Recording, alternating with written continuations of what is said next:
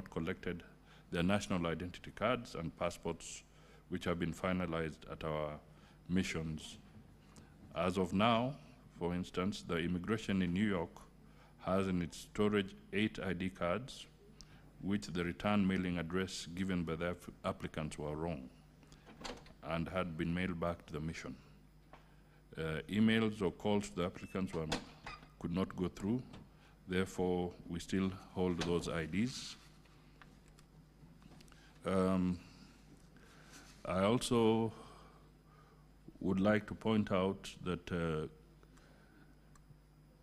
through the Rapid Results Initiative by the State Department for Diaspora Affairs, where they, in collaboration with the State Department for Immigration and e-citizens, periodically decentralize their ID processing to other cities away from the embassy or consulates are located.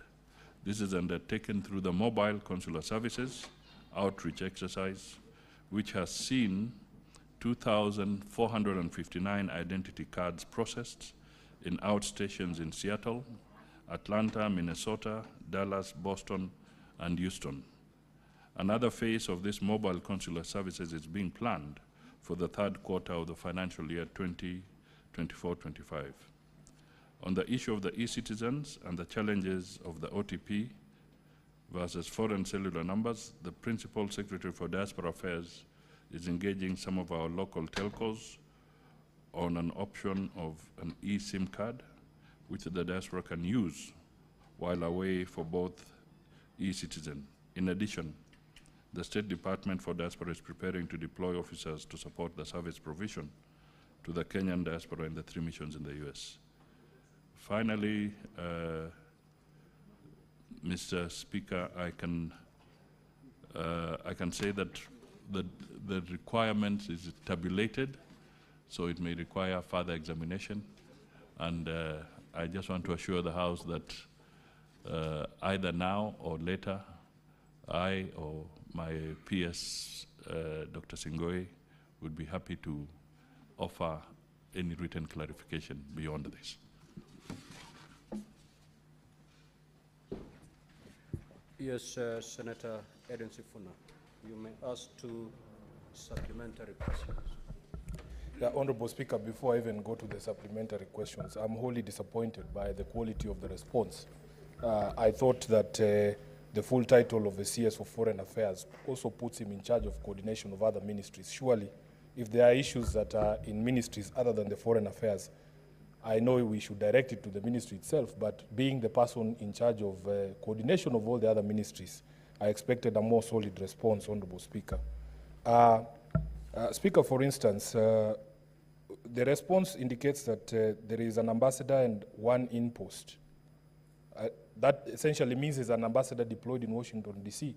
I would want to know when the ambassador reported, because when I was there, the embassy was manned by a charge d'affaires. There was no ambassador. I don't know when he reported. Secondly, Honorable Speaker, you will see the tabulation here. There is only 1 trade attaché for a country that is as important as the US, and I would have expected a discussion on the adequacy. When I was there, I was given an example, Honorable Speaker. A country like Vietnam has 4 agricultural attachés, indicating the seriousness with which they take their job. I would have expected a discussion about the adequacy of the staff that have been deployed. If you are telling us, Honorable Speaker, that you have 1 staff in the consulate in New York, what happens when that person falls sick? That is why there are all sorts of problems in these consulates, because you cannot have 1 person manning a station. It just doesn't make any sense. So that is the sort of discussion that I had expected, and I have to express my disappointment in the answer so that the Cabinet Secretary understands what I wanted to get from him. But in terms of follow-up questions, Honorable Speaker, first of all, the women in the US, Honorable CS, asked me to ask you specifically why it is that since 1963, with the first Kenyan ambassador, Brudi Nabwera, up to today, you have never seconded a woman as the ambassador of Kenya to the US. That is a question that the ladies asked me to put to the CS, and I would be remiss if I did not put to it. Maybe there is a thinking within government as to the capacity of women to be deployed in serious postings such as Washington, D.C. Honorable Speaker, secondly, the problem with the delays in the processing of IDs, as the CS himself has alluded to, is that it's a manual process. People have to travel from all across the US, a country that is far more vast than, say, the EU.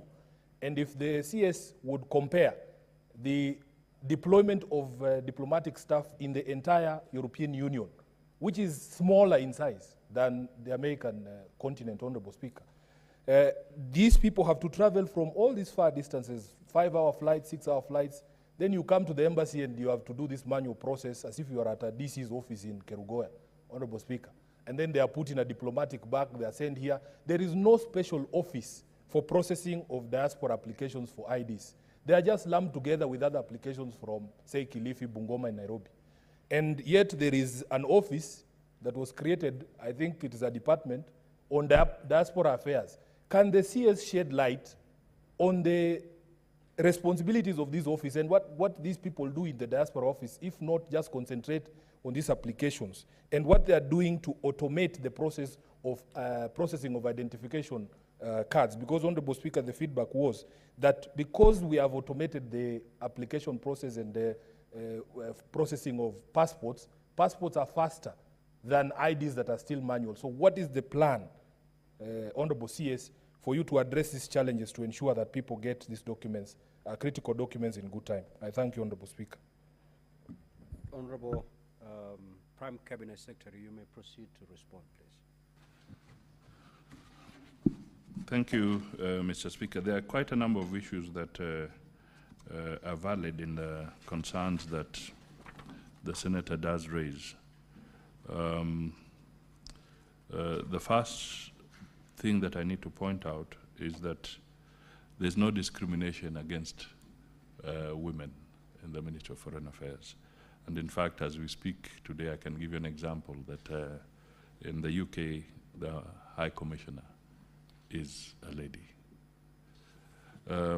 I would also want to point out that the ambassador for Kenya in Washington reported 2 weeks ago.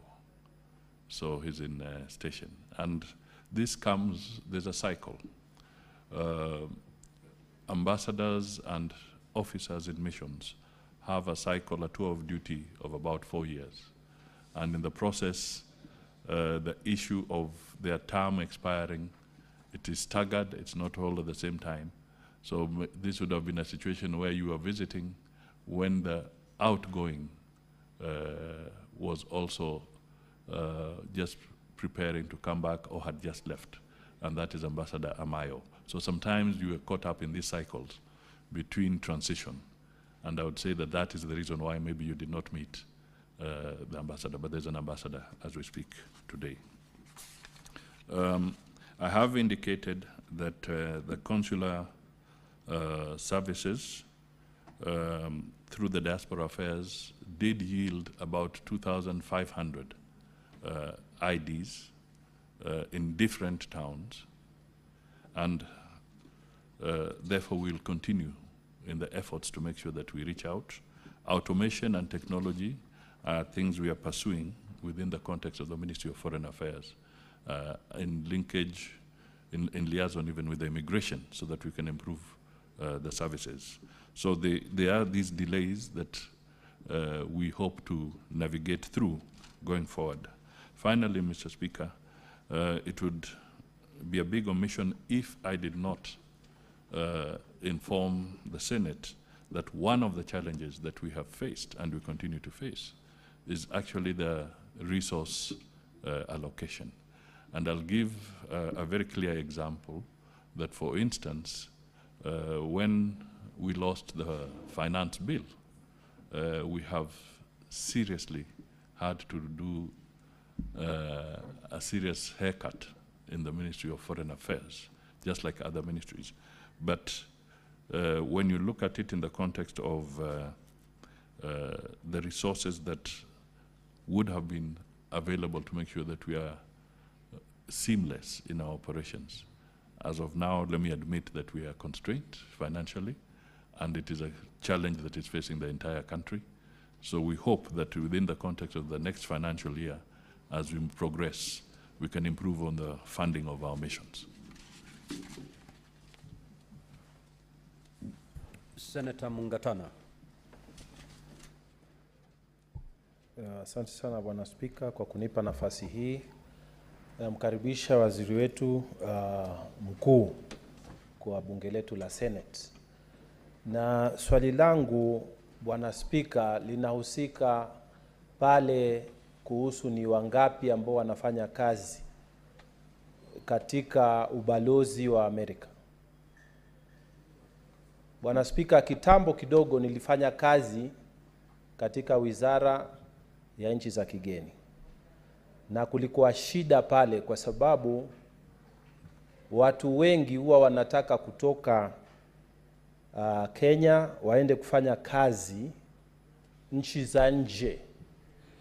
Sasa swali ambalo nilikuwa nataka kufuatilia, ubalozi wa Amerika umeahidi kwamba pesa zikipatikana waziri utatuongezea wafanyikazi pale.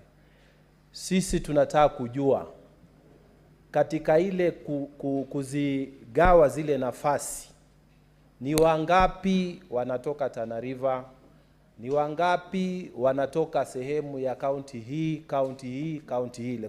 Kwa sababu gani? Tunataka usawa. Hatutaki wizara iwe na shida ya kwamba pande moja, pande mbili, pande tatu ndio ziko katika wizara. Sasa mimi nauliza, katika wizara na ubalozi wa Amerika ni watu wangapi wanatoka Tana River, kaunti yetu? Na kama hawako hapo, nauliza katika ile breakdown ya wale ambao wanafanya kazi pale, kuna usawa? Na kama hakuna, waziri una mipango gani ya kuhakikisha kwamba katika ubalozi wa Amerika na balozi zingine kuna usawa kwa wale watu ambao wanaenda kufanya kazi za nje? Asante Bwana Spika. Senator Catherine Muma.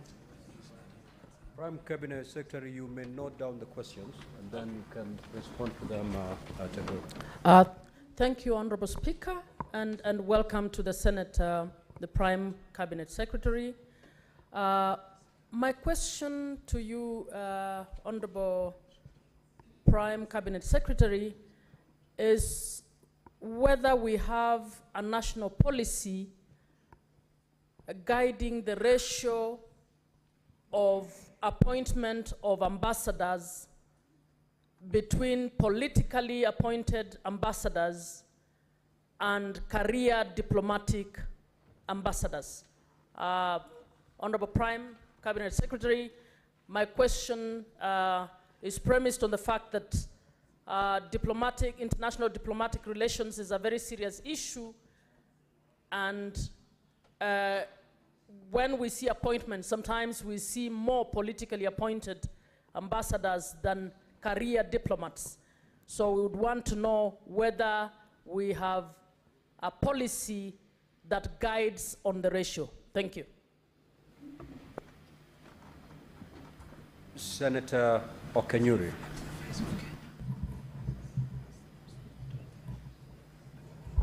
Thank you, Mr. Speaker.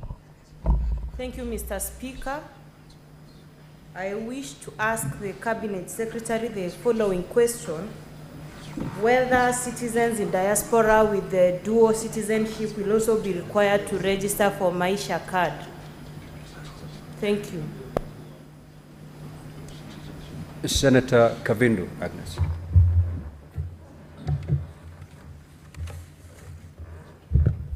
Thank you, Mr. Speaker. I want to first of all appreciate the CS for coming today. We've been waiting for him for a long, long time. Mr. Speaker, mine is a bit diverted, but he's aware of it, and I'm sure he can answer it. It's about how far he has gone with the issue of the compensation of the Kenyan victims, as in getting the amendment from the US Congress. Because when we were in America, we discussed about this in your presence, and you are aware of it, and I don't know how far you've gone with this issue. And I also want to know if you are aware that the victims who are at the embassy, serving at the Embassy of America here in Kenya, getting their green cards to go to the US, and most of them are in their 80s. What are you doing about negotiating for them that their relatives who are younger can get the green cards and go and serve there? Because majority of them who are working there are now of age and they cannot go and work unless they just go and stay there. And this is ongoing right now with the Embassy of America. Thank you. Senator Osotsi. Thank you, Mr. Speaker, and thank you, Prime CS, who is also my senior constituent from Vihiga County. Speaker, I would like to find out from the Prime CS, I can see from the response, there is a disparity in numbers between New York and Los Angeles. Ordinarily, we would expect that New York being the leading economic hub of the US will have more focus around it. We can see in New York we have 1 staff, and Los Angeles we have 7. So what informs this disparity? Number 2, I am shocked with the low staffing levels in the embassies in the US, which means probably in other countries is even worse, Mr. Speaker. And we know that the trend globally is focused around economic diplomacy. So can the Prime CS tell us what plans he has to upscale economic diplomacy through these various embassies and consulates? Thank you, Mr. Speaker. Senator Veronica. Honorable Speaker, and welcome once again, Prime Cabinet Secretary. Commendably, the IEBC rolled out the voting rights for the diaspora, and the diaspora remittances are some of the highest exchange earners for our country, so hence the need for them to continue exercising their right to the presidential vote, to determine the presidential vote. Honorable Cabinet Secretary, have you considered rolling out consulates in states where Kenyans are we have a heavy population of Kenyans, like Texas, Atlanta, besides Los Angeles and New York and Washington, where we have an embassy, seeing that these are the stations where the voting takes place in the United States? And have you also considered the cost of diaspora accessing this station is still very high? They would have to spend close to $1,000 to access a voting station when it's time for them to vote. What are you doing to mitigate that effect and reduction of cost and access to the stations where they need to vote every cycle of 5 years? Senator Dulo. Thank you, Mr. Speaker, and I wish to welcome CS. Mr. Speaker, I want to ask a question on office accommodation in various missions and commissions. I mean missions and embassies. Mr. Speaker, I sit in Committee of National Security and Foreign Relations of this House. CS, we have tried to get in touch so that we can discuss matters affecting our particular committee, but we are unable to get you, and I don't want to prosecute that here. But I remember 2015, there was a motion passed on the floor of this House regarding office accommodation by then Senator Fonyeri, Senator Mutahi Kagwe.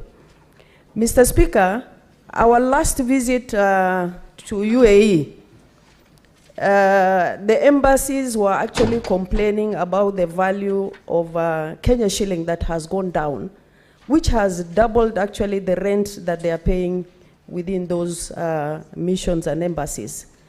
I remember in that particular motion, the senator was requesting that the money you are paying for those rents should be actually used in form of a loan to pay for those properties the government is actually occupying. Mr. Speaker, I've been to Switzerland, Geneva. The kind of office that you have there, it's really very beautiful, and we really get very encouraged when we visit those offices. If you look at New York, Mr. Speaker, we are renting a property as Kenyan government when Uganda has a very huge building in New York City. Really, it's so embarrassing. And I want to know what the ministry is doing as far as this office accommodation is concerned. I thank you. Prime CS, you may now proceed to respond. Thank you, Mr. Speaker. There are several critical issues that have been raised, so I'll respond to them not in any specific order, but just as I was taking the notes. Now, the first issue is to do with the tribal or ethnic balance that was raised. I want to state very clearly that it is our intention, and we are very deliberate, that we need our missions always to reflect the face of Kenya, the diversity of Kenya, and therefore we will work to achieve this in all our missions. I may not have everything in terms of the community that one comes from, but I took note of what Mongatana was saying, and it's a very pertinent point, that in the deployment of officers, it is important that all parts of Kenya are represented. And I would want to believe that I'll be better prepared to respond to this particular question, even as a separate item. The second point I'd like to point out on this particular issue is that the question that arises about the ratio of the career diplomats and the incoming or other appointees that are infused from other sectors, whether private sector or the political realm, that come into the diplomatic space. And that again is a valid question. And Mr. Speaker, I want to perhaps announce to the House today that we are in the process of formulating a sessional paper which will be discussed by Parliament. And one of the critical issues that we'll be putting across in this sessional paper is for us to have a conversation as a country through our leadership as legislators, so that we can establish a reasonable ratio, so that we can have career progression for the diplomats who are in office or working in the Ministry of Foreign Affairs, but at the same time we can also work closely to bring in some infusion from outside, because it's always good to have this injection of ideas and approaches from the outside world. We should not necessarily be incestuous permanently in this context. We should be able to infuse with other people. So this is going to be a very critical issue in that conversation. And I will be appealing to members to give it very good thought when the sessional paper is availed for this conversation. The other point I want to quickly point out was the issue of how many consulates can we open. We would have liked to have more, but we are constrained financially, and that is why we are still operating with the LA as the consulate in the United States. If resources permit in future, we can indeed increase the number of consulates. On the issue of the voting, I think it's important that this is a conversation that we shall have to have jointly with the IEBC, because again, when it comes to the issues of voter registration and access, that is a domain that falls within the IBC. And we at Foreign Affairs would be more of a facilitator, but we cannot try to usurp the role of the IBC in terms of voter registration, and which should be the centers, but we can have a conversation at the appropriate time. I wish to make a correction. Indeed, I may have indicated the LA consulate and the New York consulate. Maybe I didn't communicate well. This was raised by Honorable Osotsi. I wish to state that indeed in New York, we have a permanent mission. And in that permanent mission, which is the busiest station, as you say, we have an authorized establishment of 18, and they're in place, save for 4, as we speak now in New York. So perhaps that's an addition of supplemented information I will make available to show that the permanent mission is well staffed and there are people in station. The issue of our foreign service assets, that is the properties that we own and the ones that we may not own. That is a very, very important issue because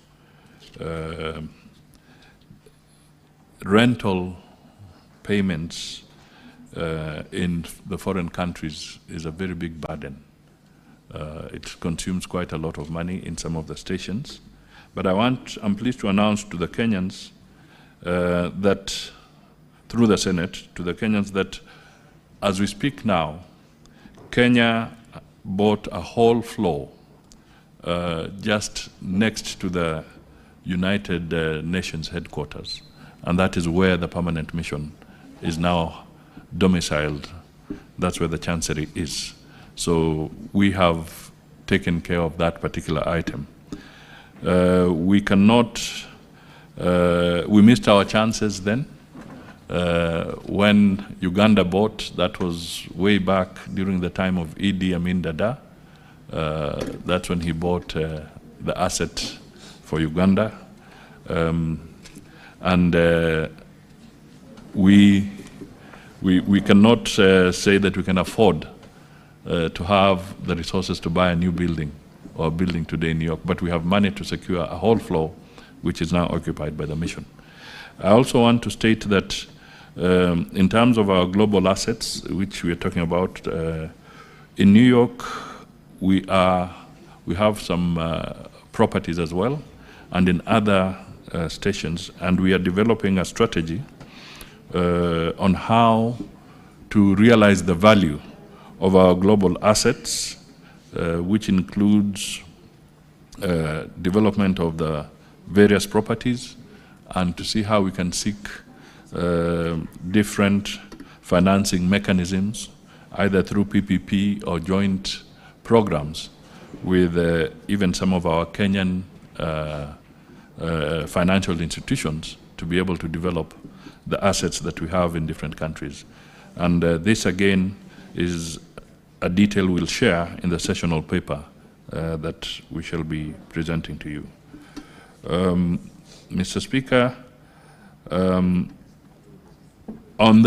I cannot speak for the American immigration policy. They have their own policy, and therefore we can only raise concerns on some of the issues and perhaps seek some negotiations, but we cannot impose our will on the American immigration policy. I have personally had my own experiences where sometimes what the ambassador is doing, they can become very clear and tell you that the State Department for Immigration is independent and handles its issues separately.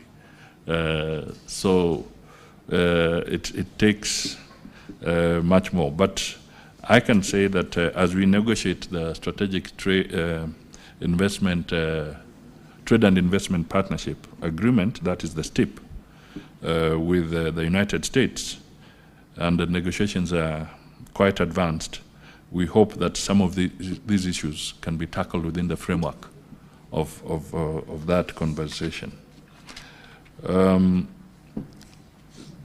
There is the issue of the compensation of the victims of the blast.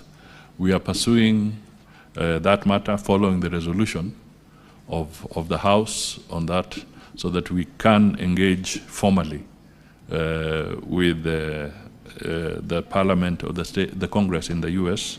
This is now underway following the resolution that was passed by our members of the legislature. And at an appropriate time, we will be able to report progress systematically, because it's a process that has to engage with your counterparts on the other side. There is one thing that I want to state, that indeed economic diplomacy is very critical to us. The United States is perhaps now our largest market when it comes to the export of apparel. We are close to, I think we are the largest exporter to them, and the market continues to grow. So we take our relationship with the United States very, very seriously in this context as a key and fundamental trading partner. And that is why you will find that during the recent state visit by the President, certain key issues were undertaken of enhancing the trade and partnership between us and the United States. As I've said, we are also negotiating the strategic trade and investment partnership agreement, and there are other programs that the Kenya government is working very, very closely with the United States, which have a major bearing on the economies of both countries, but more so on the Kenyan economy. Mr. Speaker, there's one issue that I may need to get a little more clarification, but that was the issue of the dual citizenship and the Maisha card. If the Speaker allows, we can do a little more research on this specific item and communicate to the House. Thank you, Mr. Speaker. Yes, Senator Muma. My question on policy, the policy on the ratio between diplomats, politically appointed diplomats and career diplomats. I did respond to it. I said that we may not have a firm figure, but for instance, I could give you what I think. For instance, a proportion of about 70% for the career diplomats and 30% for the infusion would be a fairly decent arrangement. But as I said, we are giving a more thought-out process that will appear in the sessional paper, which we shall bring to Parliament for discussion. Thank you. Senator, yes, Senator Mudama. Yes. Your question has not been responded to adequately. It has been responded, but Mr. Speaker, I just want to ask the CS if he can listen to me.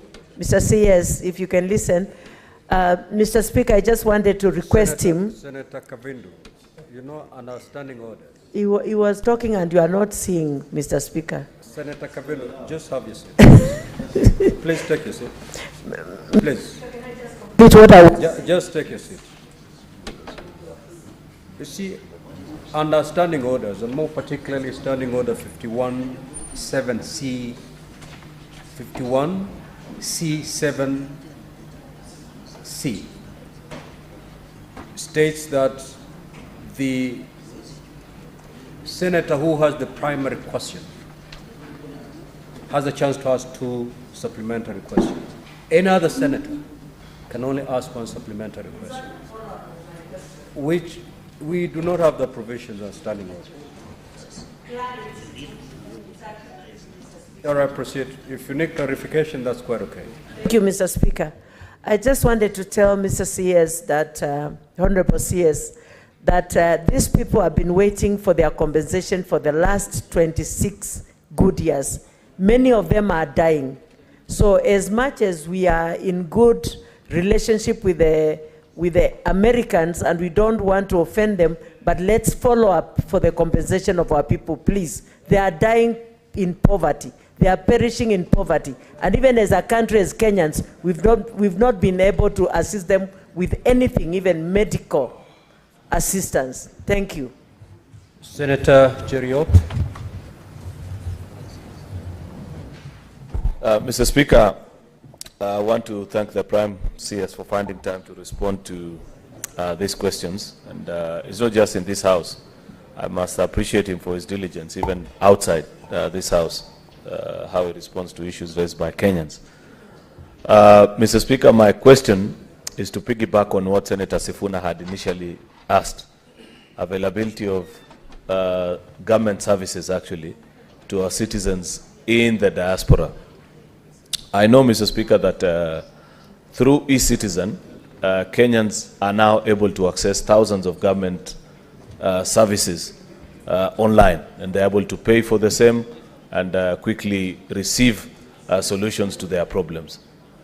The challenge with our diaspora citizens is that these services are either not available or are help desk to help them maybe respond to the issues, such as what Senator Sifuna was speaking about, ID applications, renewal of passports, and the same. Yet, these are services that I want to believe, if his ministry, alongside the other state department that is in charge of citizen services, like eCitizen, Mr. Speaker, were to set up a help desk across our consulars, Mr. Speaker, then citizens will be saved from the trouble of having to travel thousands of kilometers sometimes, wasting money and time to access certain critical government services. So the question in brief, Mr. Speaker, is when are they going to make eCitizen services easily accessible and the issues that citizens have easily resolvable, Mr. Speaker, so that they don't struggle? I thank you. Senator Eddy.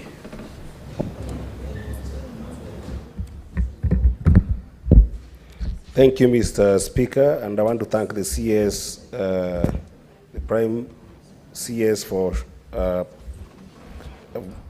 being in the House today to answer these questions. I also wanted to piggyback on Senator Sifuna's questions on the efficiency of staffing, and particularly narrow it down to legal services. Looking at the United States, Mr. Speaker, having studied there and lived there for over 8 years, and having ties to the United States, Mr. Speaker, with the diaspora, the Kenyan in the diaspora, Mr. Speaker, there is a lot of challenges for our people there with regards to legal representations.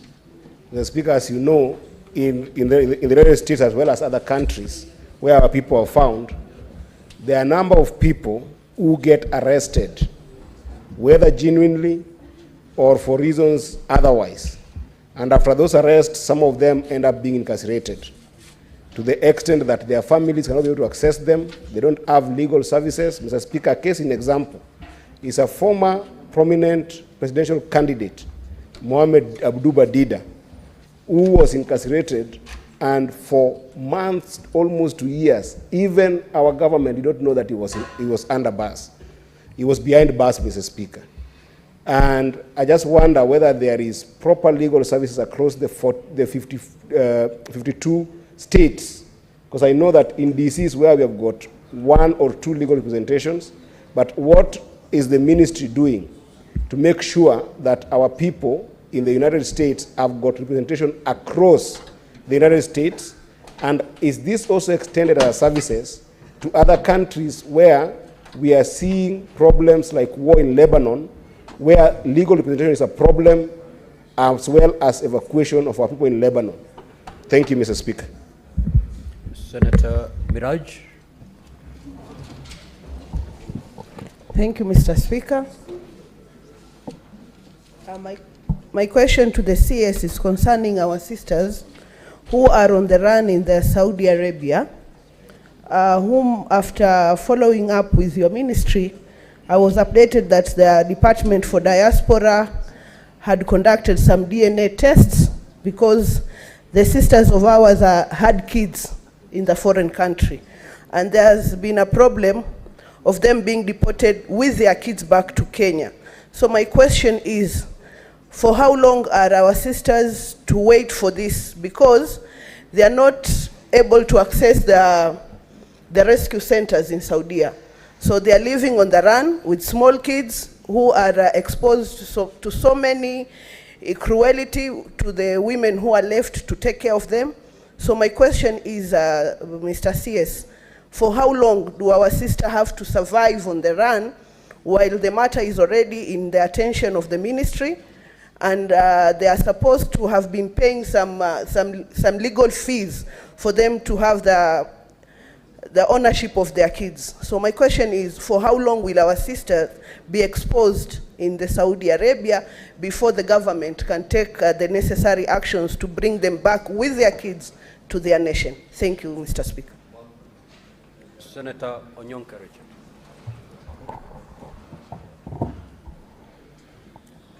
Thank you, Mr. Speaker. First of all, I would like to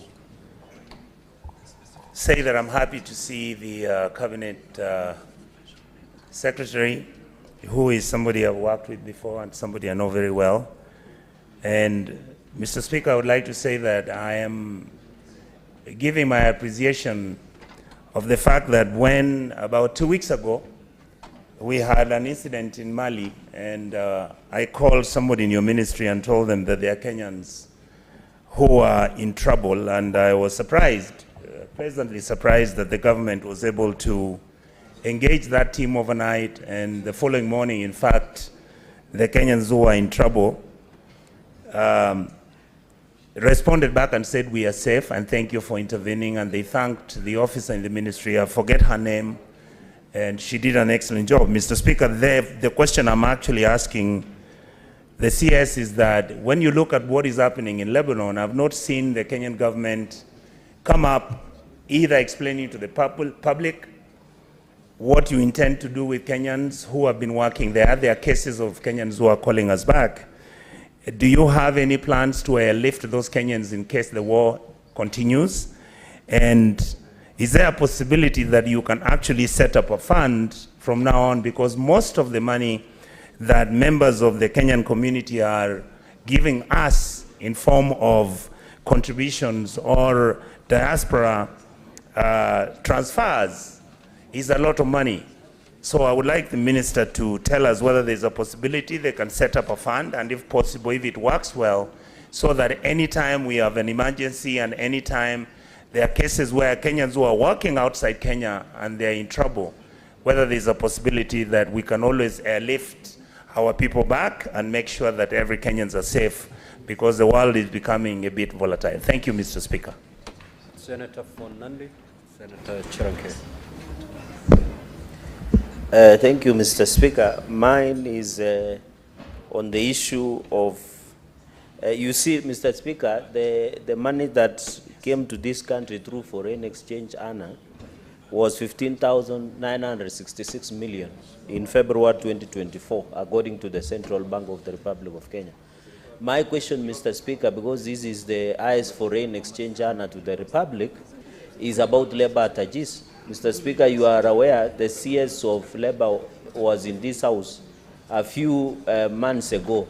My concern is, what is the Ministry of Foreign Affairs and through the Prime Cabinet Secretary on the issue of labor ADVERTISE to ensure our young men and women, because the President has just signed what we call labor, there was the labor migration bill, and the president assigned for more people or young people to be taken.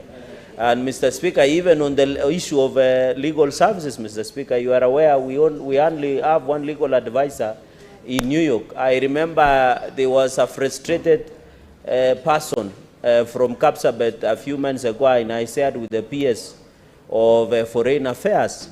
My concern, Mr. Speaker, what is the role of the Department of Diaspora Affairs in terms of handling such matters? Because I remember when I shared with the PS of Foreign Affairs, Mr. Speaker, the intervention took long.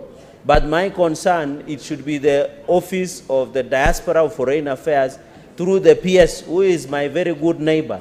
And he normally comes to Nandi occasionally, and he has even relatives.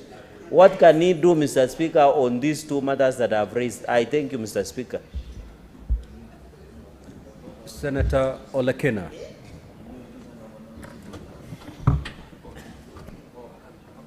Thank you, Mr. Speaker. Mr. Speaker, let me begin by appreciating the Prime Cabinet Secretary.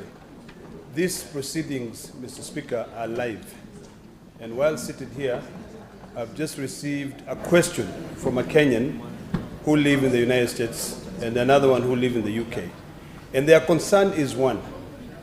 The concern has got to do with a fiduciary responsibility of our embassies across the country. In the UK, the query is very simple.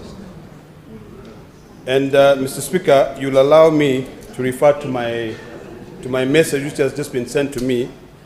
And this relates to the address number 45 Portland Place, London, United Kingdom. And then the sort code is W1A 4GA. And the concern here is a very basic concern. It has to do with filing of annual returns for Government of Kenya. These are returns which are required for every embassy across.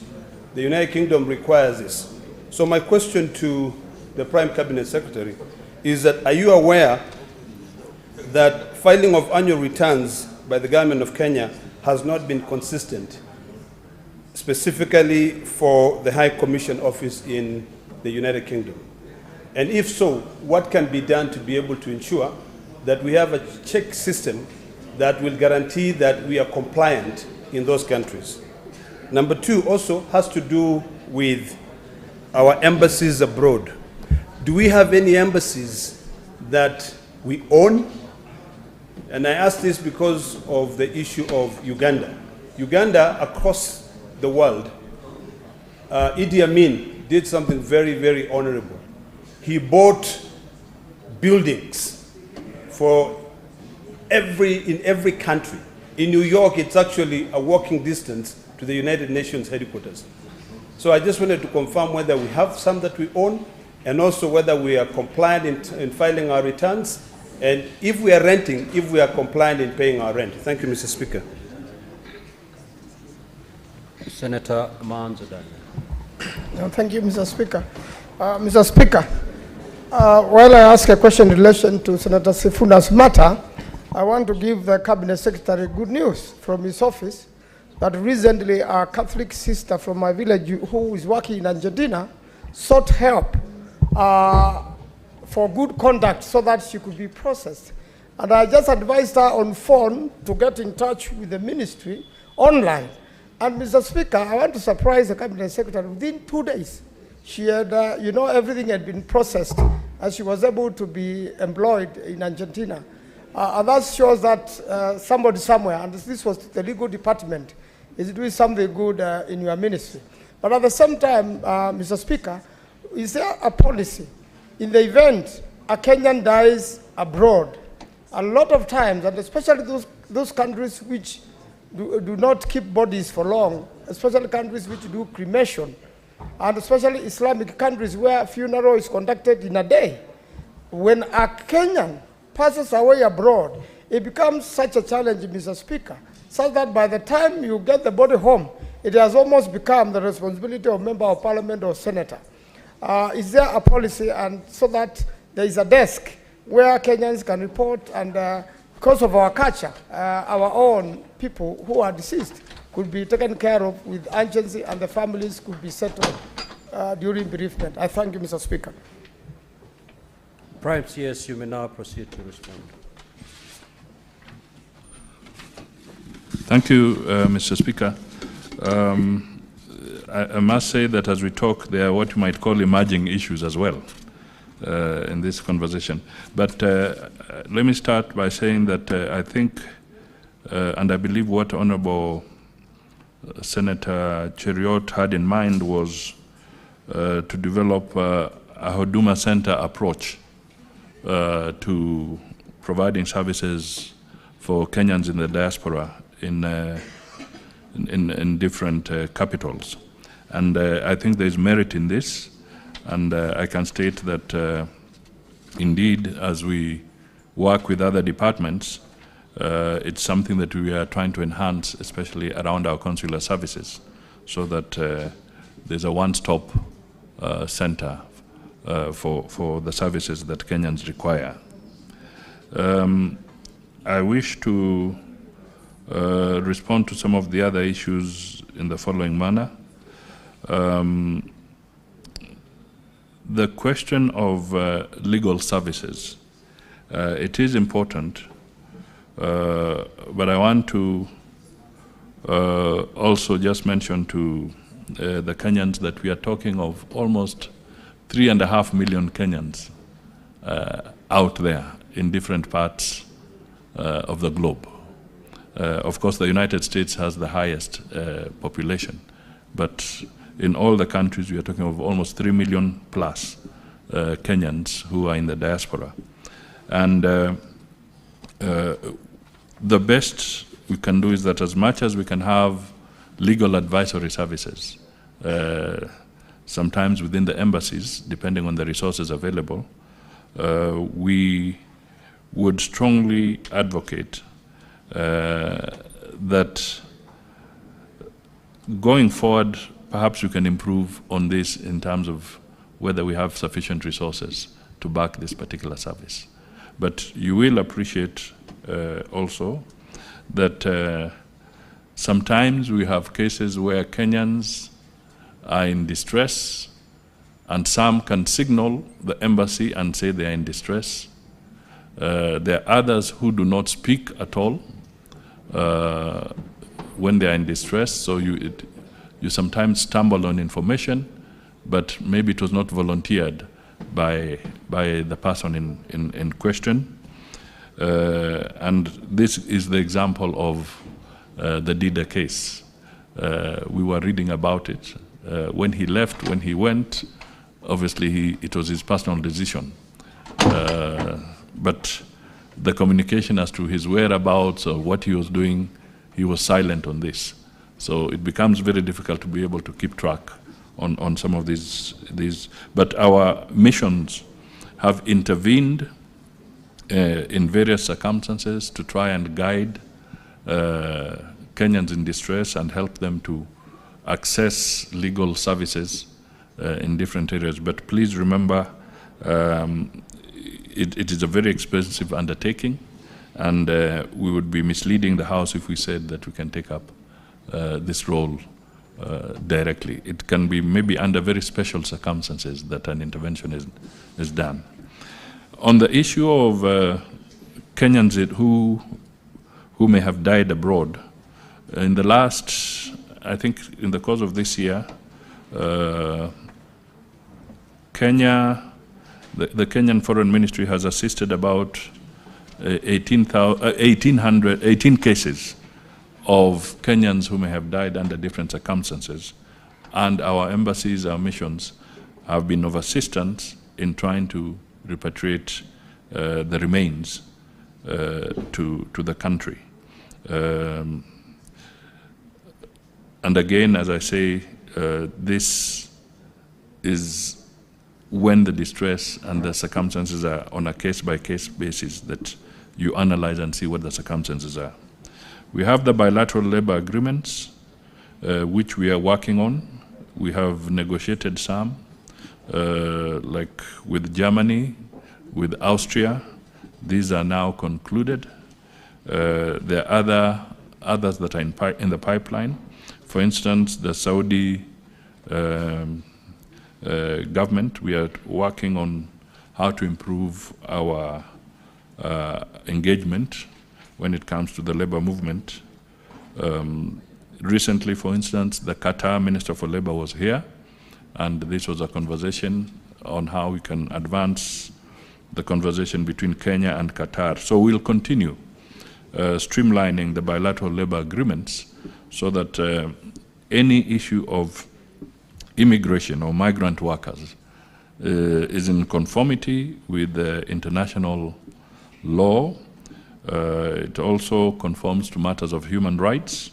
And through these bilateral agreements, we want to try and secure the dignity of Kenyans in the various places that they prefer to work in.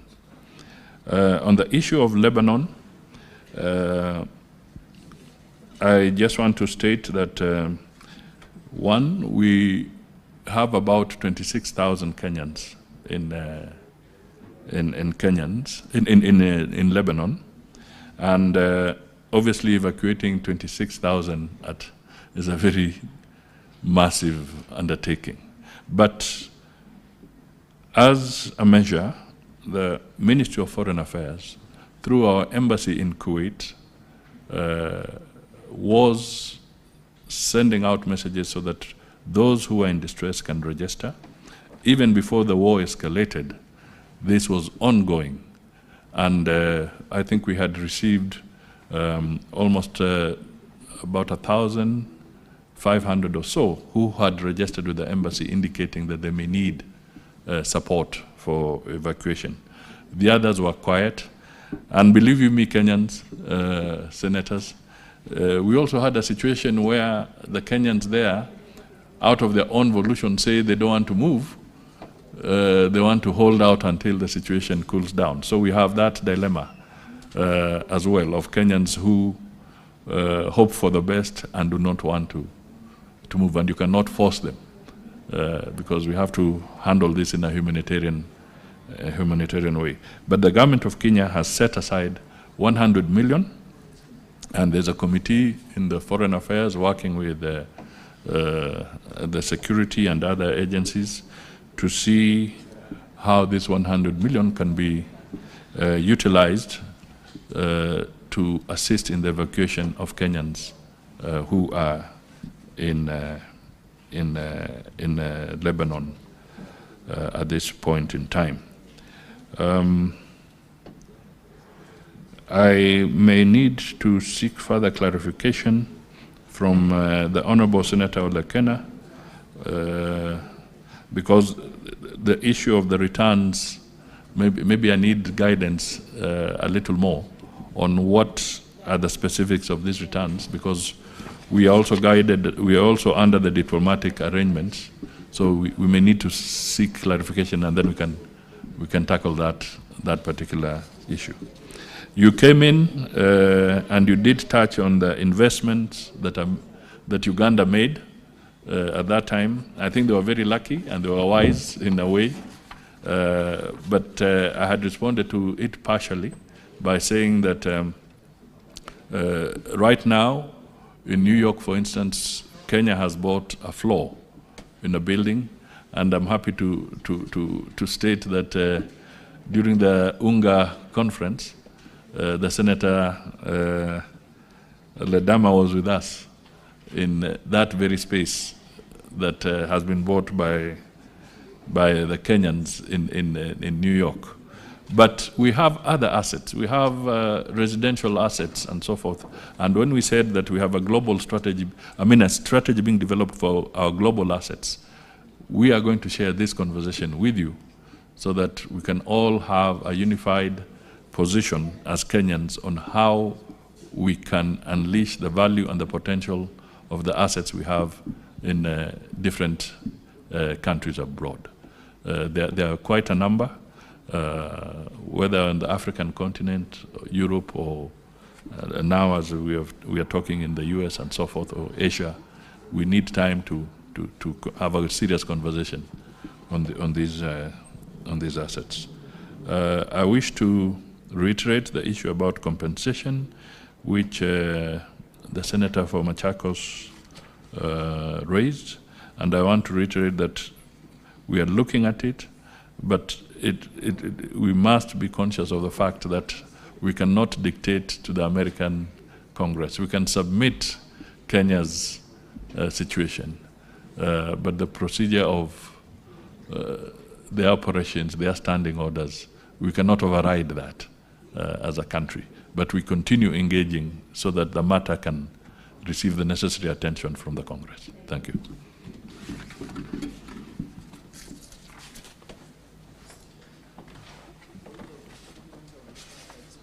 Yes, your question hasn't been responded to adequately.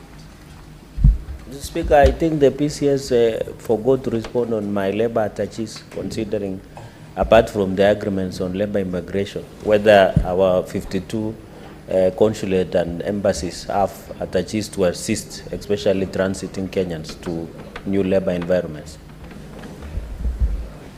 You may proceed, Honorable Prime CS. Yeah, thank you for reminding me, Senator Nandi. Not all our missions. I mean, we cannot have labor attaches in all the missions, and it's all a question of the resource and assessing the demand in a specific area. But under the consular services, we are trying to provide a holistic response and advice and support to issues that may be labor related. Thank you. Senator Shakila.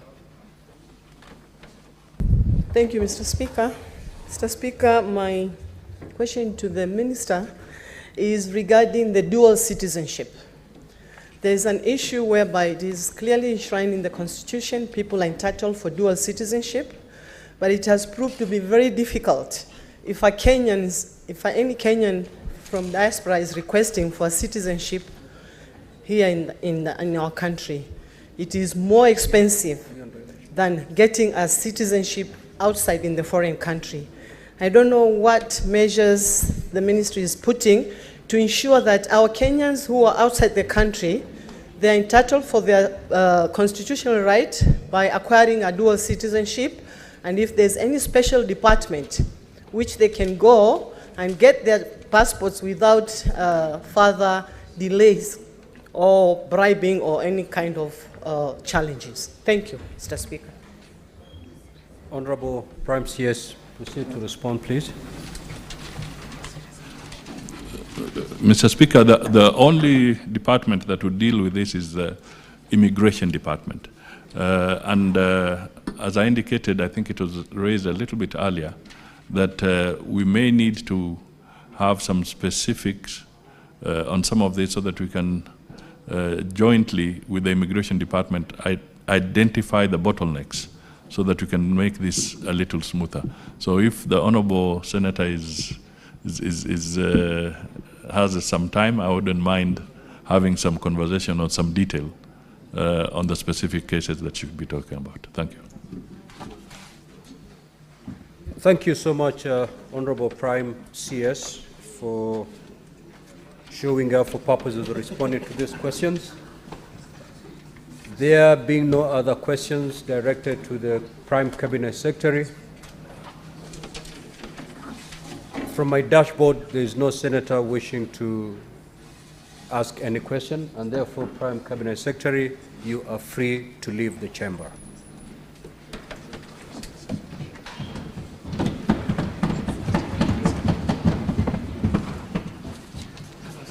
Yes, how are you?